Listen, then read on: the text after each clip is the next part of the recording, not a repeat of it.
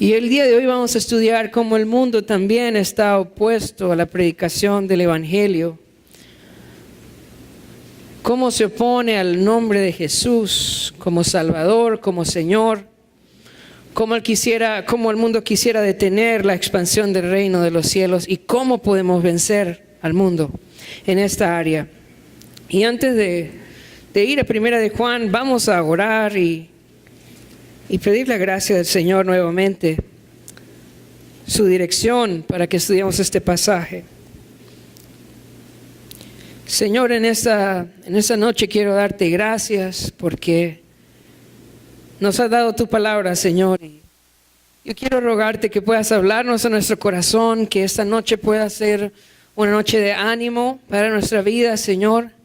Una noche para tomar decisiones. Una noche, Señor, para honrarte a ti y fortalecernos en tu palabra. Háblanos, ayúdanos a entender el pasaje. Te lo pido en el nombre de Jesús. Amén y amén. Vamos a ir a Primera de Juan, capítulo 2. Y el día de hoy vamos a estar estudiando del versículo 18 al versículo 25. El tema en esta noche es perseverando en la fe. Y vamos a leer primeramente el versículo 18. Primera de Juan, capítulo 2, versículo 18. Dice: hijitos, ya es el último tiempo. Y según vosotros oísteis que el anticristo viene, así ahora han surgido muchos anticristos. Por esto conocemos que es el último tiempo. Poco nos gusta hablar del anticristo y pensar en él, pero los hermanos sabían que el anticristo venía. Y yo quiero decirte que el anticristo viene, que el anticristo no es un personaje en una película. Realmente el anticristo es una realidad bíblica. Y vamos a ver algunos pasajes en la Escritura que nos hablan acerca de ese hombre que la Biblia llama el anticristo. Vamos a ir a Segunda de Tesalonicenses, capítulo 2, versículo 3. Segunda de Tesalonicenses,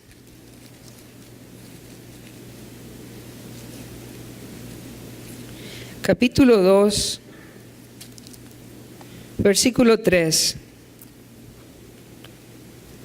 Dice: nadie os engañe en ninguna manera, porque no vendrá sin que antes venga la apostasía y se manifieste el hombre de pecado, el hijo de perdición, el cual se opone y se levanta contra todo lo que se llama Dios o es objeto de culto, tanto que se sienta en el templo de Dios como Dios, haciéndose pasar por Dios. ¿No os acordáis que cuando yo estaba todavía con vosotros os decía esto? Y ahora vosotros sabéis lo que lo detiene, a fin de que a su debido tiempo se manifieste, porque ya está en acción el ministerio de la iniquidad, solo que hay quien al presente lo detiene, hasta que él a su vez sea quitado de en medio. Y entonces dice: se manifestará aquel inicuo, a quien el Señor matará con el espíritu de su boca y destruirá con el resplandor de su venida, inicuo cuyo adversario es por obra de Satanás, con gran poder y señales y prodigios mentirosos, y con todo engaño de iniquidad para los que se pierden, por cuanto no recibieron el amor de la verdad para ser salvos. La Biblia enseña sobre este personaje. Es un falso Cristo. Yo quiero decirte que las religiones más grandes de la tierra están esperando un Mesías. Los judíos están esperando un Mesías y no quieren a Jesús. No creen que Jesús es el Mesías. Los musulmanes están esperando un redentor también. Ellos lo llaman el Mahdi. Los budistas también están esperando un redentor. El mundo está esperando un redentor. Y este hombre de pecado se va a levantar y el mundo lo va a seguir por cuanto no quisieron seguir a Jesús. En Apocalipsis capítulo 13 también habla un poco acerca del de este personaje y me gustaría que viéramos algunas cosas que va a hacer. Yo creo que es importante que nosotros sepamos acerca del anticristo. Como leíamos en 2 de Tesalonicenses, dice Pablo que cuando estaba con ellos les hablaba acerca de estas cosas. Así que nosotros necesitamos saber también acerca del anticristo. Vamos a ir a Apocalipsis capítulo 13. Y aquí el apóstol Juan está hablando de dos bestias, una que surgió del mar y otra que surgió de la tierra. La que surgió del mar representa el anticristo y la que surgió de la tierra representa el falso profeta. Ahora, para que veas el nivel de engaño del falso profeta, el falso profeta va a hacer señales para que la humanidad adore a la bestia. Mira el versículo 15, ¿qué clase de señales? Dice el versículo 15, y se le permitió, escucha esto, y se le permitió infundir aliento a la imagen de la bestia, para que la imagen hablase e hiciese matar a todo el que no la adorase. El falso profeta pidió que se hiciera una imagen a la bestia, y le hicieron una imagen. ¿Y sabe qué hizo el falso profeta? Dice el versículo 15, y se le permitió infundir aliento a la imagen. ¿Puedes pensar eso? Que había una estatua para la bestia y que se le permitió infundir aliento, y esta estatua tomó vida. ¿Y qué va a hacer el mundo ante tal señal? Seguir al anticristo. Así que el anticristo es una realidad, la Biblia habla de eso y las naciones esperan el anticristo. Pero antes de que el anticristo venga es necesario que muchos anticristos surjan. Y de eso está hablando el apóstol Juan. El anticristo viene, pero la obra del anticristo ya empezó desde el comienzo de la iglesia. Y nosotros necesitamos aprender a identificar cómo son los anticristos. Él viene, pero ya hay muchos que están trabajando antes de su venida. Vamos a entonces pensar quiénes son estos anticristos en Primera de Juan. Vamos a volver a Primera de Juan, capítulo 2. Y ahora vamos a leer, bueno, y esta multiplicación de estos anticristos es una señal que es el final de los tiempos y que este anticristo viene. Ahora vamos a ver de dónde surgieron estos anticristos en el versículo 19. Dice el versículo 19, salieron de nosotros, pero no eran de nosotros. Porque si hubiesen sido de nosotros, habrían permanecido con nosotros. Pero salieron para que se manifestase que no todos son de nosotros. ¿De dónde surgieron estos anticristos? ¿De dónde salieron estas personas que están opuestas al Evangelio? La Biblia dice que salieron ¿de dónde? De nosotros. Y mira qué interesante que el apóstol Juan no dice salieron de entre ustedes. Dice salieron dentro de nosotros y se incluye. ¿Sabe? Es muy probable que está hablando de los líderes de la iglesia. Personas que estaban al frente, personas que estaban enseñando, personas que estaban liderando, pero que un día salieron. Y salieron no para comenzar otra iglesia, ¿sabe? Ojalá de nuestra iglesia salieran muchos para comenzar nuevas iglesias. Estos no salieron para comenzar nuevas iglesias. Estos salieron para hablar mal de la iglesia y para hablar mal de Cristo y para hablar mal del Evangelio. Ellos salieron porque no estaban de acuerdo con la doctrina de Cristo, no estaban de acuerdo con el Evangelio y por eso salieron.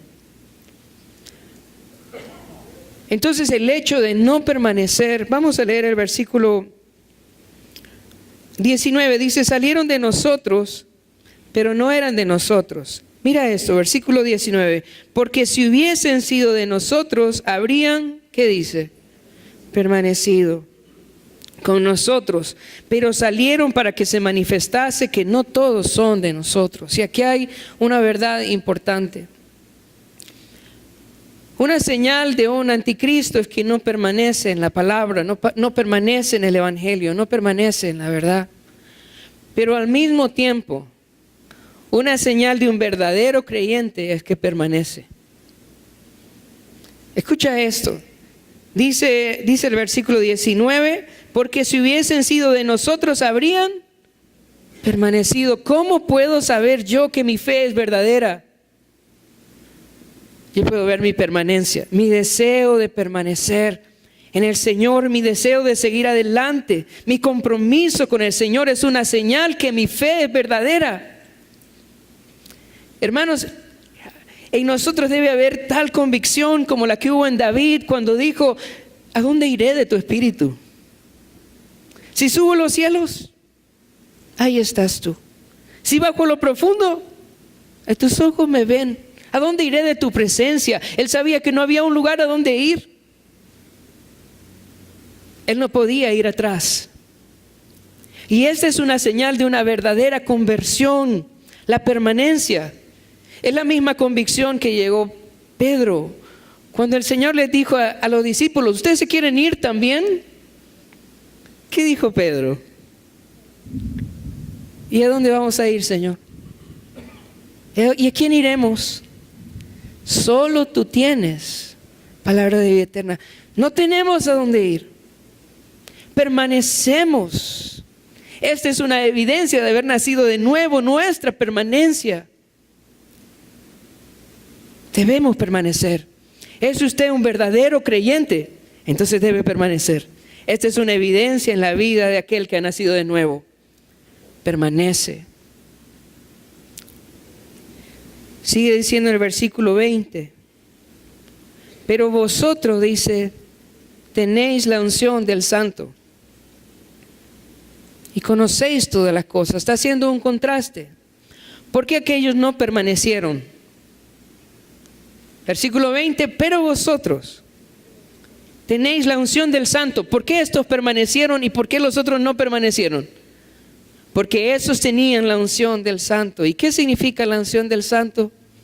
Hermanos, la unción del Santo no son escalofríos, no es calor, ¿verdad? No es emoción.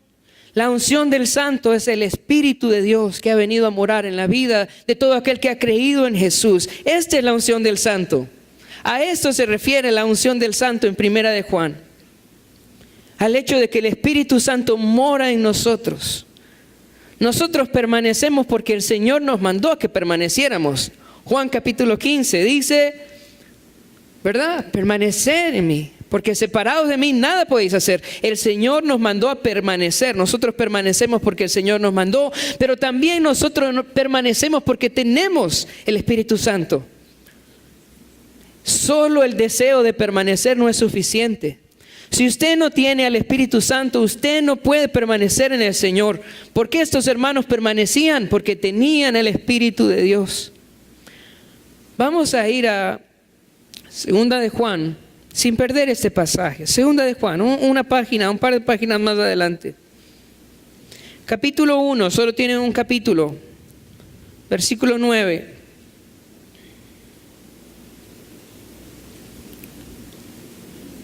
Cualquiera que se extravía.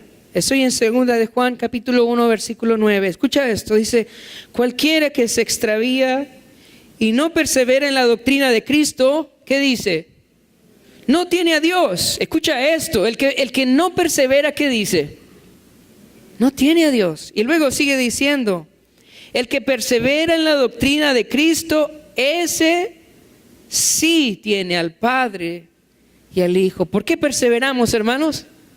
Porque tenemos al Padre, porque tenemos al Hijo, y como decía en Primera de Juan, porque tenemos la unción del Santo, porque tenemos el Espíritu Santo. Por eso permanecemos. Yo quiero decirle en esta noche, si usted no puede permanecer y lo intenta pero no puede, usted necesita reconocer a Jesús como el Señor y Salvador de su vida. Porque permanecer es una evidencia de haber conocido a Jesús, de tener a Dios en nuestra vida. ¿Sabes qué pasó con Jonás cuando se quiso ir? ¿Qué hizo Dios? Lo fue a traer, ¿verdad?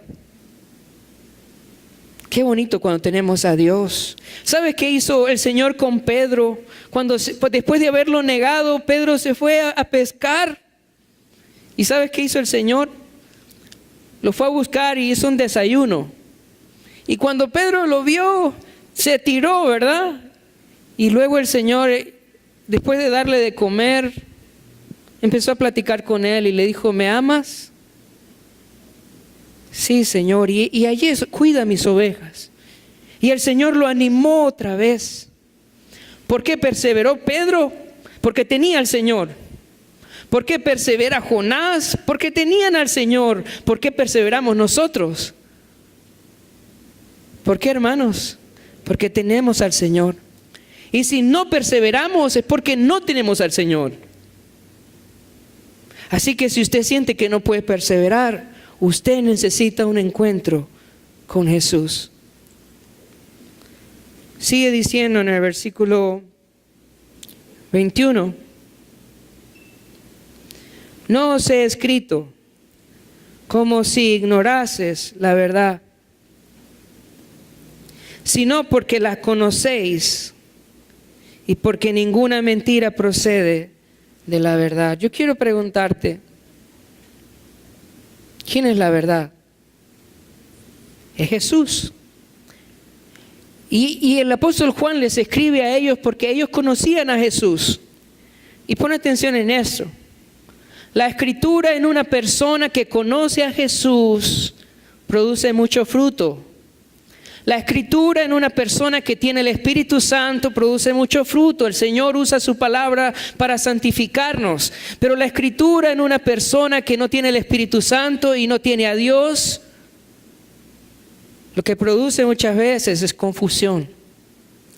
Y eso es lo que pasó con estos anticristos. Estaban en la iglesia y estudiaban la escritura, pero no tenían al Espíritu Santo, pero no conocían la verdad. ¿Y qué pasó?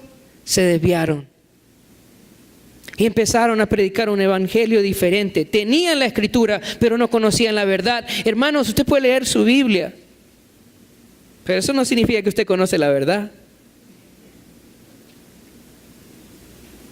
Y yo quiero decirle que si usted no conoce la verdad, aunque lea su Biblia, no la va a entender. Usted necesita primeramente entregarse a Cristo para que el Espíritu Santo venga a su vida y entonces puede entender la Escritura correctamente. Muchas veces decimos, no, yo no voy a recibir a Cristo, yo voy a ir a la iglesia, yo voy a tomar estudios. No funciona así, hermano. ¿Cuál es el orden? Primeramente necesito reconocer a Cristo. ¿Para qué? Para que el Espíritu Santo venga a mi vida. Y entonces pueda entender correctamente la Escritura. Necesitamos primero conocer la verdad, conocer a Jesús, para poder interpretar correctamente la Escritura. Ahora vamos a continuar con la predicación de estos anticristos. ¿Qué es lo que ellos predican? Dice en el versículo 22. ¿Quién es el mentiroso? Sino el que niega que Jesús es el Cristo. Este es anticristo, el que niega al Padre y al Hijo. Que Jesús es el Cristo. Cristo significa ungido. En hebreo, Mesías. Y el Mesías tenía 3 papeles, hermanos. El primer papel era el de profeta.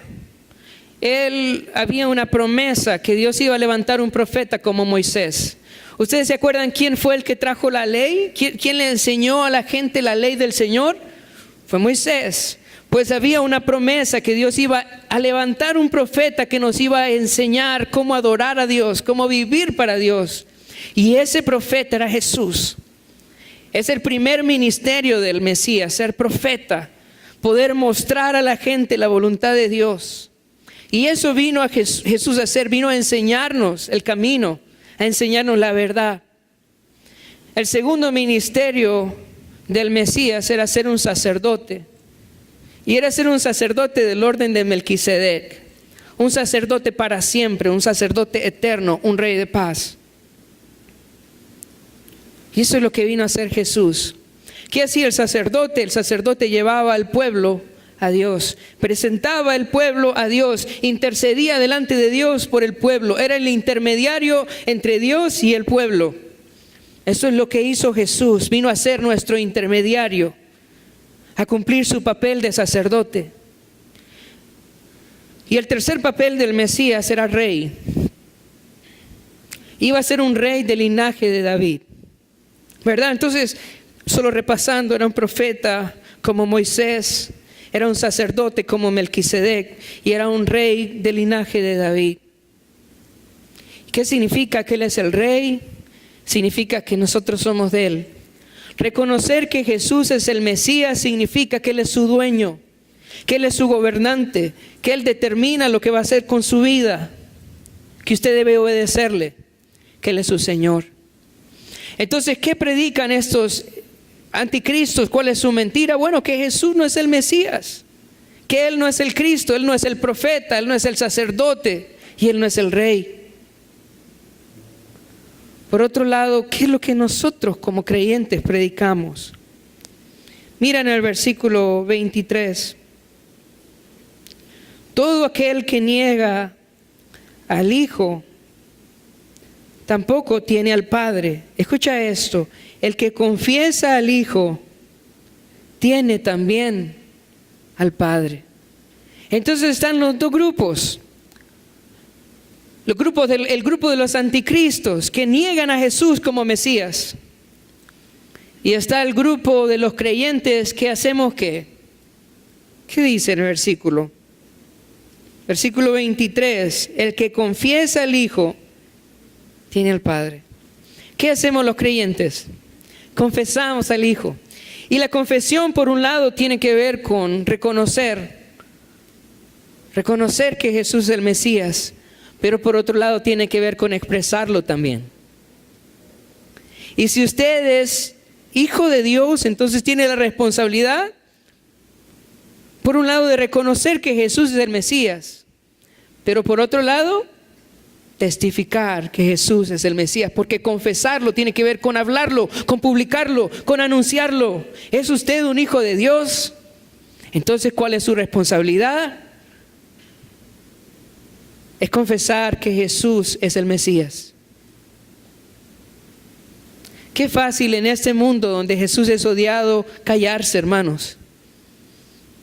Qué fácil es tratar de quedar bien con este mundo y no confesar a Jesús. Pero si nosotros realmente somos de Él, es nuestra responsabilidad confesar al Hijo. Y el que confiesa al Hijo, que dice la palabra de Dios, tiene al Padre. Y si usted es un hijo de Dios, es su responsabilidad confesar al Hijo en este mundo perverso que está en contra de Jesús.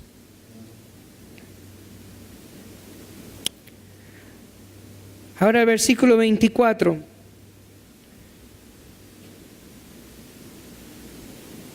El apóstol Pablo nos va a dar la clave para vencer en este mundo que odia a Jesús. ¿Cómo podemos vencer nosotros? Versículo 24 dice: lo que habéis oído desde el principio permanezca en vosotros.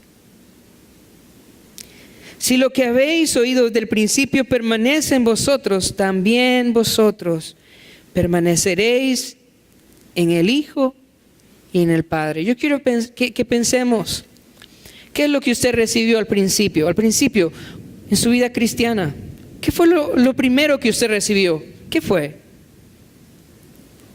¿Cómo vino a Jesús? Por medio del Evangelio, ¿cierto? Alguien le predicó las buenas nuevas de salvación. Alguien le mostró por las Escrituras su condición, separado de Dios por causa del pecado, y le habló de la obra de Cristo. Y usted vino a los pies del Señor. Eso fue lo primero. Hermanos, si nosotros permaneciéramos en el Evangelio cada día, ¿cómo sería nuestra vida? Que Cristo murió por nuestros pecados, que nos ha perdonado, que ahora nuestros nombres están inscritos en el libro de la vida. ¿No nos daría eso valor para predicar a Jesús en un mundo que odia a Jesús? Si el evangelio permanece en nuestro corazón y en nuestros pensamientos. Hermanos, Pablo decía, porque no me avergüenzo del evangelio, porque es poder de Dios. Él estaba convencido de que el evangelio no era poca cosa, era el poder de Dios para salvación. Él lo podía ver en su propia vida. Hermanos, que el evangelio permanezca en nuestra mente, en nuestro corazón. Y entonces vamos a poder salir ante este mundo que odia a Jesús y vamos a poder testificar de Él y vamos a permanecer en Él. La Biblia dice que en los últimos tiempos la gente va a tener comezón de oír, pero no el evangelio. ¿En qué nosotros debemos meditar? En el evangelio. Cada día Jesús murió por mis pecados y ahora yo soy de Él y Él es mío. Él ha perdonado mis pecados. Permanecer en el evangelio. ¿No le trae gozo recordar el evangelio? ¿No le da valor? Claro que sí. Dice el versículo 25. Y esa es la promesa que Él nos dio, la vida eterna. Esa es la promesa que Él nos dio, la vida eterna. Yo quiero que pienses un momento. En ese mundo, bueno, no sé, se nos fue.